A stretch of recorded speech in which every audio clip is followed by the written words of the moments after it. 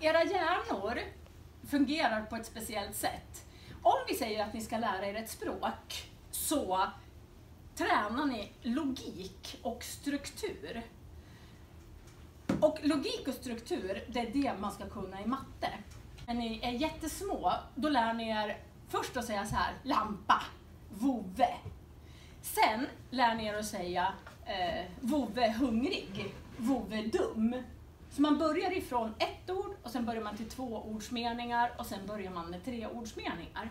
Det är att ni lär er 1-ordsmeningar. Då är det inte så himla mycket grammatik och struktur man behöver kunna, för då säger man ju bara lampa, mamma, pappa och så vidare. Men så fort man kommer in på 2-ordsmeningar, då måste man alltså börja lära sig någon typ av struktur. När jag läste de här Max-böckerna när ni var små, det var såna här små böcker som är... Ja, och där är det 2-ordsmeningar. Vove bada, vove äta, vove dum. Då måste man börja tänka lite mer hur man formar språket.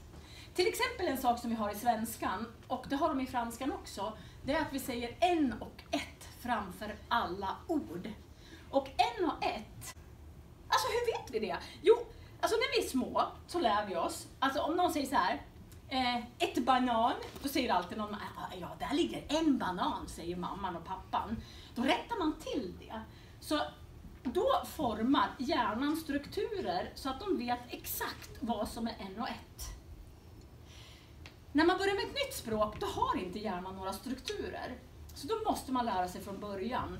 Och när man är liten så säger man ofta så här, ge till exempel. Då säger man så här, alltså att ge. Och sen så, vad säger ni om igår? Igår gav. Men hur säger alla 3-åringar? Gädde. Nästan alla 3-åringar säger gädde. Då är det så för att hjärnan har gjort en struktur. För man säger dansa, dansade. Ge, gädde. Och ju fler språk ni kan, desto bättre hamnar det i hjärnan. Ni fattar liksom logiken. Så i början, då kommer det bli lite svårare att lära sig ett språk. Därför att det är annorlunda. Men ju mer ni kan, desto lättare blir det.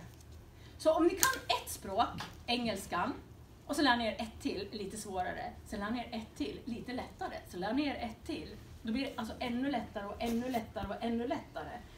Så egentligen, så om ni ska lära er typ ert 6:e språk, då vet hjärnan hur språk funkar. Då har den gjort som ett dataprogram för språk, där hjärnan själv bara petar in all information och så fattar man språket.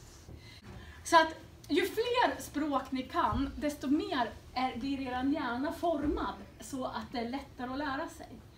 Så därför, om ni tycker att någon grammatik som jag går igenom är jättesvår, då ska vi göra på olika sätt så att det fastnar i hjärnan så att ni kommer ihåg det. För har ni bara lärt er det en gång och så glömmer ni bort det och så lär ni en gång till, en gång till, en gång till, en gång till, då börjar hjärnan tänka så här, det finns ett mönster i det här. Och när hjärnan väl ser att det finns ett mönster, då lär ni er så här snabbt. Men det tar ett tag att skapa mönster.